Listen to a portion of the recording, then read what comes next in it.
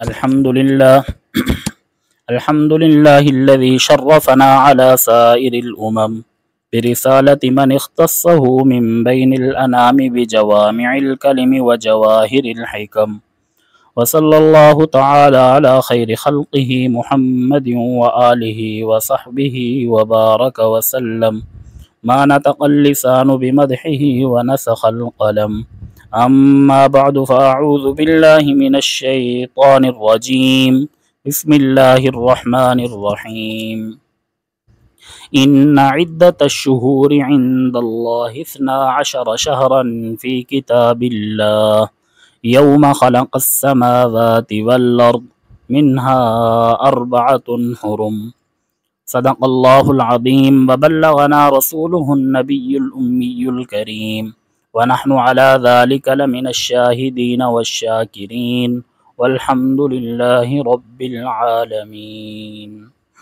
اللهم صل على سيدنا ومولانا محمد وعلى آل سيدنا ومولانا محمد وبارك وسلم صل علیہ. میرے انتہائی واجب الاحترام بزرگوں، دوستوں اور بھائیوں، آج نئے اسلامی سال 1446 ہجری کا پہلا جمعہ ہے اور محرم الحرام کی 5 تاریخ ہے۔ دنیا کے اندر 3 طرح کے کیلنڈر مشہور ہیں اور رائج ہیں۔ ایک تو ہمارے ہاں پنجاب میں جو ہم اپنے بڑوں سے بھی سنتے آئے ہیں، بکرمی کیلنڈر جسے کہا جاتا ہے، جس کے مہینے ساون، بھادوں یہ والے ہوتے ہیں۔ اس سال کی ابتدا چیت کے مہینے سے ہوتی ہے۔ دوسرا کیلنڈر جو دنیا کے اندر مشہور ہے، اس کو عیسوی کیلنڈر بھی کہا جاتا ہے، شمسی کیلنڈر بھی کہا جاتا ہے، اور انگریزی کیلنڈر کا نام بھی اسے دیا جاتا ہے، جس کا تعلق سورج کے ساتھ ہے۔ تیسرا کیلنڈر جو مشہور ہے اور یہ ہمارے لیے مسلمان ہونے کی حیثیت سے، اہل ایمان ہونے کی حیثیت سے بڑی اہمیت کا حامل ہے، اور اس کی تاریخ کو یاد رکھنا مسلمانوں کے لیے فرض کفایہ ہے۔ اس کو ہجری کیلنڈر کا نام بھی دیا گیا ہے، قمری کیلنڈر بھی اس کو کہا جاتا ہے، اور اسلامی کیلنڈر سے بھی اسے یاد کیا جاتا ہے۔ اسلامی احکامات اور عبادات کا تعلق شریعت نے اس کیلنڈر اور تقویم کے ساتھ رکھا ہے، یعنی اسلامی احکامات کا تعلق، عبادات کا تعلق ہجری کیلنڈر کے ساتھ ہے، قمری کیلنڈر کے ساتھ ہے، اسلامی کیلنڈر کے ساتھ ہے۔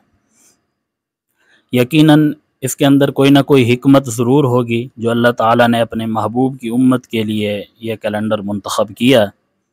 ایک جو عام سمجھ آتی ہے وہ یہ بھی ہو سکتی ہے کہ اس کا سمجھنا کہ مہینہ شروع ہو چکا ہے یہ آسان ہے، پڑھا لکھا آدمی بھی اس کو دیکھ سکتا ہے، ان پڑھ آدمی بھی، بالکل جسے کچھ پڑھنا لکھنا نہ آتا ہو، عام آدمی بھی، وہ بھی یہ چاند کو دیکھ کے یہ سمجھ سکتا ہے کہ نیا مہینہ شروع ہو چکا ہے۔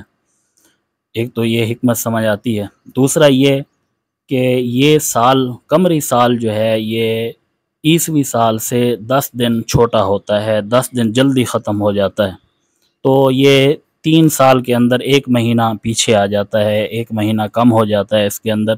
تو اس کا ایک فائدہ یہ ہوتا ہے کہ بعض علاقوں میں جہاں گرمی ہوتی ہے، موسم کی شدت ہوتی ہے، تو وہاں رمضان کے اندر روزے رکھنا قدرے مشکل ہوتا ہے، تو آہستہ آہستہ وہ نارمل اور درمیانہ موسم ان کے لیے آ جاتا ہے۔ پھر اس کے بعد سردی کے موسم میں ان کے لیے روزے رکھنا آسان ہو جاتا ہے۔ اور یہی حکمت حج کے اندر بھی ہے کہ اگر اسلامی عبادات اور احکامات کا تعلق ان باقی کیلنڈروں کے ساتھ ہوتا، عیسوی کیلنڈروں کے ساتھ ہوتا جس کا تعلق سورج کے ساتھ ہے، تو جن علاقوں میں گرمی ہوتی ہے ان کے لیے ہمیشہ گرمی، جن علاقوں میں سردی ہوتی ہے ان کے لیے ہمیشہ سردی میں روزے رکھنا اور باقی عبادات کرنا۔ تو یہ بھی ایک حکمت ہمیں سمجھ آتی ہے۔ باقی اللہ تعالیٰ ہی بہتر جانتا ہے، ظاہر ہے اللہ تعالیٰ کے ہر کام میں کوئی نہ کوئی حکمت ہوتی ہے، وہ کبھی ہمیں سمجھ آ جاتی ہے، کبھی ہمیں سمجھ نہیں آتی۔ مسلمان ہونے کی حیثیت سے ہمارا یہ فرض بنتا ہے کہ اللہ تعالیٰ جو چیز ہمیں حکم دے دیں اللہ اور اس کا رسول، تو آمنا و صدقنا ہم نے کہنا ہے۔ خیر، اس اسلامی کیلنڈر کی، ہجری اور قمری کیلنڈر کی ابتدا خلیفہ دوم امیر المومنین خلیفۃ المسلمین حضرت عمر فاروق رضی اللہ تعالی عنہ کے دور میں ہوئی۔ اس سے پہلے مہینے تو تھے، لیکن اس طرح کا کیلنڈر کہ یہ پہلا سال ہے، دوسرا سال ہے، یہ نہیں تھا۔ مہینے تو ظاہر ہے شروع سے تھے، جیسے کہ قرآن میں اللہ تعالیٰ نے ارشاد فرمایا ان عدت الشہور عند اللہ 12 شہرا فی کتاب اللہ، کہ اللہ کی کتاب میں مہینوں کی تعداد 12 ہی ہے۔ یوم خلق السماوات والارض، جس دن سے اللہ تعالیٰ نے آسمان اور زمین کو بنایا، مطلب جب سے اللہ نے کائنات کو بنایا مہینوں کی تعداد 12 ہی ہے۔ تو یہ حضور کے زمانے میں بھی یہ تعداد تھی، اسی لیے رمضان کے روزے فرض ہوئے، ذوالحجہ میں حج کرنا فرض ہوا، تو یہ سارا کچھ تھا، لیکن کیلنڈر اس طرح کی تقویم وہ نہیں تھی۔ امیر المومنین حضرت عمر فاروق رضی اللہ تعالی عنہ کے دور میں جب خلافت اور اسلامی سلطنت بڑھ گئی، خطوط آنے لگے، یہاں سے جانے لگے، تو ایک خط حضرت عمر فاروق رضی اللہ تعالی عنہ کے پاس آیا جس کے اوپر شعبان کی کوئی تاریخ لکھی ہوئی تھی، لیکن یہ نہیں درج تھا کہ یہ اس سال کا شعبان ہے، پچھلے سال کا شعبان ہے، یا اس سے پچھلے سال کا شعبان ہے۔ تو حضرت عمر فاروق رضی اللہ تعالی عنہ نے اس ضرورت کو محسوس کیا اور ایک میٹنگ بلائی۔ ان کی جو شورا تھی، مجلس شورا، وہ غزوہ بدر کے اصحاب تھے، بدریین تھے، وہی ان کی شورا تھی۔ ان کو بلایا گیا، ان کے سامنے یہ بات رکھی، ضرورت ان کو بتائی، تو ہر ایک نے مشورے دیے۔ کسی نے کہا کہ حضور نبی کریم صلی اللہ علیہ وسلم کی ولادت جب سے ہوئی ہے تب سے ہم اپنے کیلنڈر کا آغاز کرتے ہیں، بعض نے کہا آپ کی بعثت سے، جب آپ نے اعلان نبوت کیا تب سے کرتے ہیں، بعض نے کہا آپ کی وفات سے، مختلف آراء سامنے آئیں۔ لیکن حضرت عمر فاروق رضی اللہ تعالیٰ عنہ نے فرمایا کہ یہ بتاؤ اسلام کو اللہ نے عزت کب عطا کی، اسلام کی شان و شوکت اور اسلام کا غلبہ کب سے ہوا؟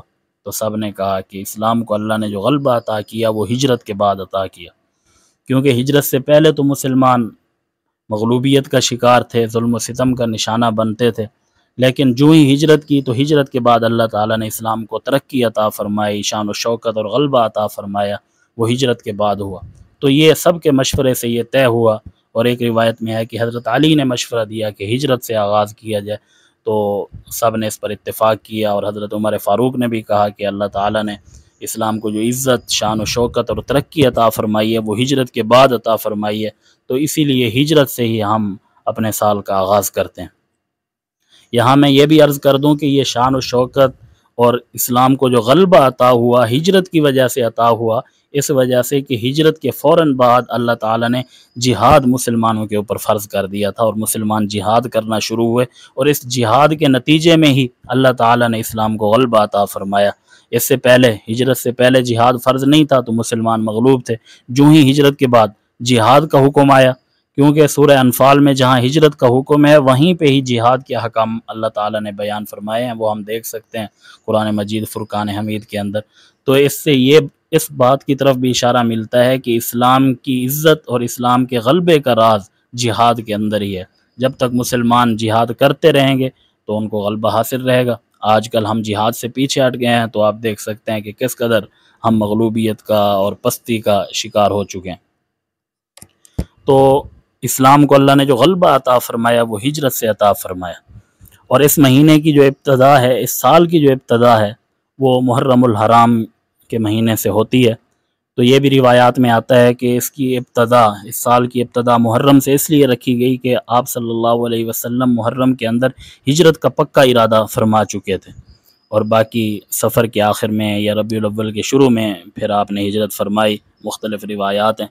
تو اس لیے محرم سے اس کی ابتدا ہے۔ یہ محرم کا مہینہ بڑی حرمت والا اور عظمت والا مہینہ ہے، اس کے نام سے ہی پتہ چلتا ہے محرم الحرام۔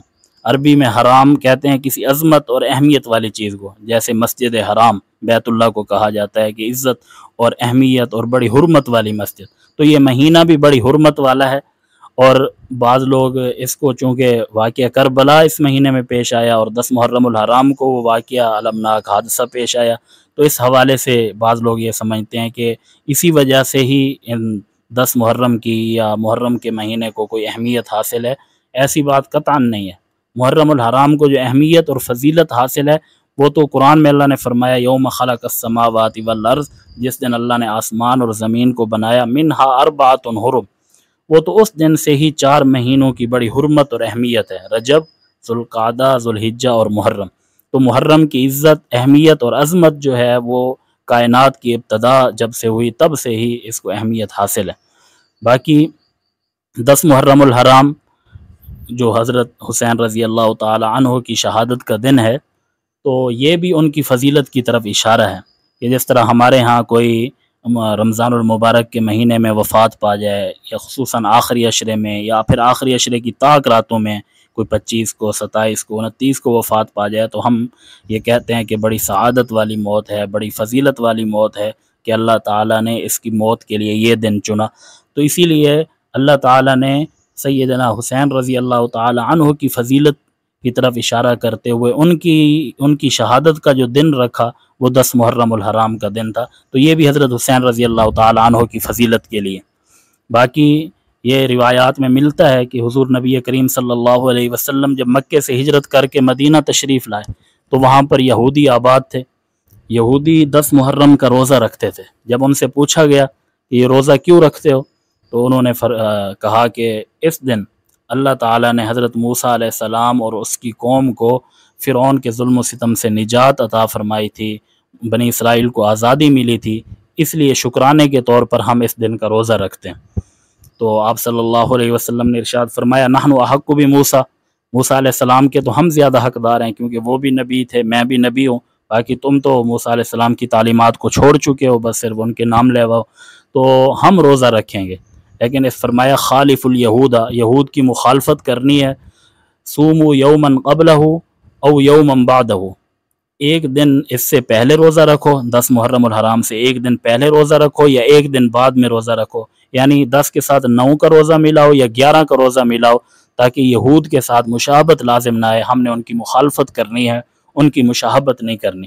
تو یہ عبادت کے اندر بھی مشابہت سے بچنے کا حکم ہے، مخالفت کا حکم ہے، اور یہ غیر مسلموں کی مشابہت عبادت کے اندر بھی حضور نبی کریم صلی اللہ علیہ وسلم کو پسند نہیں ہے۔ تو باقی پھر رہن سہن، طور و طریقے، اٹھنا بیٹھنا، یہ اگر اس کے اندر ہم مشابہت کریں گے تو یہ حضور نبی کریم صلی اللہ علیہ وسلم کو کتنی ناپسند ہوگی۔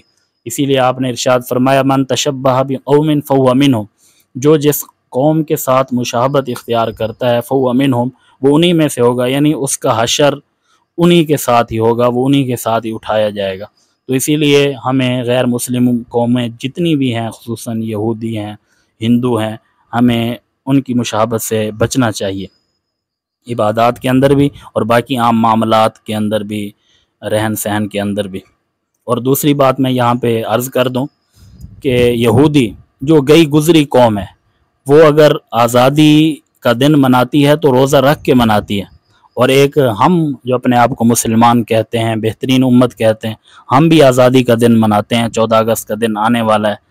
تو اگر یہودی آزادی کا دن منائیں تو روزہ رکھیں، لیکن ہم آزادی کا دن منائیں تو جس بےہودگی اور غیر سنجیدگی کا مظاہرہ کرتے ہیں وہ ہمارے سامنے ہے کہ ہم آزادی کا مقصد بالکل بھول بیٹھے ہیں۔ ہمارے بڑوں نے جو قربانیاں دیں، اپنی جانوں کے نذرانے پیش کیے، گھر سے بے گھر ہوئے، اپنے مال، اپنی جائیدادیں سب کو چھوڑ چھاڑ کے صرف کسی مقصد کے لیے، کسی کاز کے لیے انہوں نے یہ قدم اٹھایا، ہم اس کو بھول کے بس اپنے شور شرابے میں اور بےہودگی میں لگ جاتے ہیں، آزادی کا مقصد بھول جاتے ہیں۔ تو کم از کم ہم اتنا تو کر سکتے ہیں کہ اس دن روزہ رکھیں، نوافل ادا کریں، اور اللہ سے معافی مانگیں کہ اللہ جس مقصد کے لیے ہم نے قربانی دی، آزادی حاصل کی ہمارے بڑوں نے، ہم اس مقصد کو ابھی حاصل نہیں کر سکے، ہمیں توفیق دیں کہ ہم اس کو حاصل کریں۔ تو یہ ہم یہودیوں کو دیکھیں کہ وہ اتنے گئے گزرے ہونے کے بعد بھی وہ آزادی کا دن منانے کے لیے وہ روزہ رکھتے تھے۔ خیر یہ بات تو موضوع سے ہٹ کر ہے۔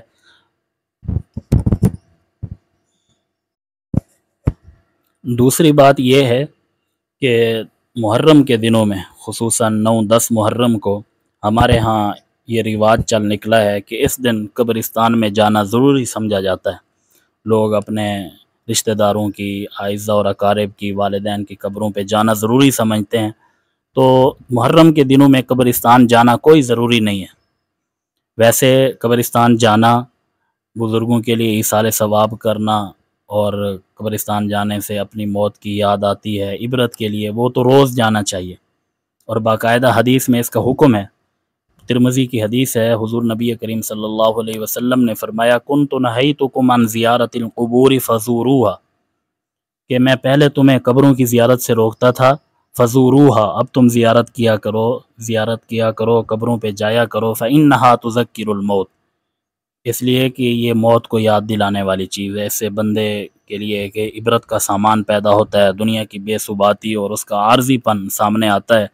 तो इसीलिए रोज़ाना कब्रिस्तान जाना चाहिए। अपने वालिदैन के लिए भी इसाले सवाब करें, अपने बड़ों के लिए भी इसाले सवाब करें, और अपने लिए भी एक मौत की तैयारी का एक इबरत का ज़रिया वो बन जाए। दो फ़ायदे हो जाएंगे, एक हमारे लिए इबरत का ज़रिया, और दूसरा जो मरहूमीन हैं उनके लिए एक इसाले सवाब का ज़रिया बन जाएगा।